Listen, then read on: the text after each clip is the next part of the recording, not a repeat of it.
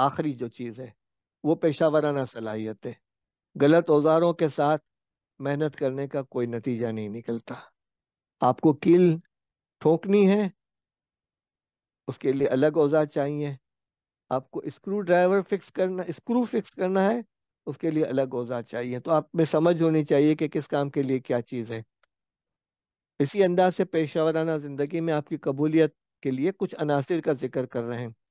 مناسب لباس، زبان تو نہیں بدلے گی، یعنی لہجے کی بات کر رہے ہیں، لینگویج کی بات کر رہے ہیں. رویے کے ذریعے ادارے یا تنظیم کی نمائندگی کرنا اور کاروباری اخلاقیات کا مظاہرہ کرنا.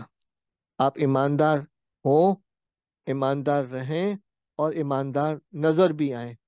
ادارے یا تنظیم کے تحریری اور غیر تحریری اصولوں اور توقعات اور روایات کی تعمیل کرنا. ساتھی کارکنوں کے ساتھ حسن سلوک کرنا. اعلیٰ افسران، معاونین اور گاہک احترام کے ساتھ پیش آنا. اختلافات یا تنازعات کے حالات میں جہاں سمجھوتے کی ضرورت ہے اور سمجھوتے کی بہتری کی ضرورت ہے، وہاں سمجھوتا کر کے کام کی طرف آگے بڑھنا. اپنی انا کو جو ہے پیچھے رکھیں، اپنی ایگو کو ہمیشہ پیچھے رکھیں.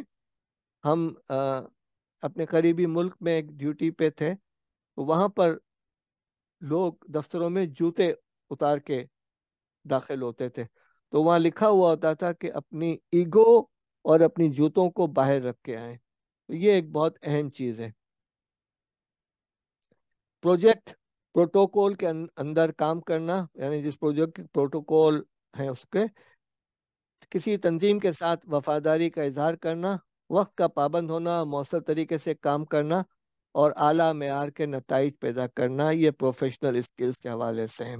تو ہماری یہ جو صلاحیتیں تھیں وہ ہم نے آج ابھی مکمل کی. اب آپ آئیے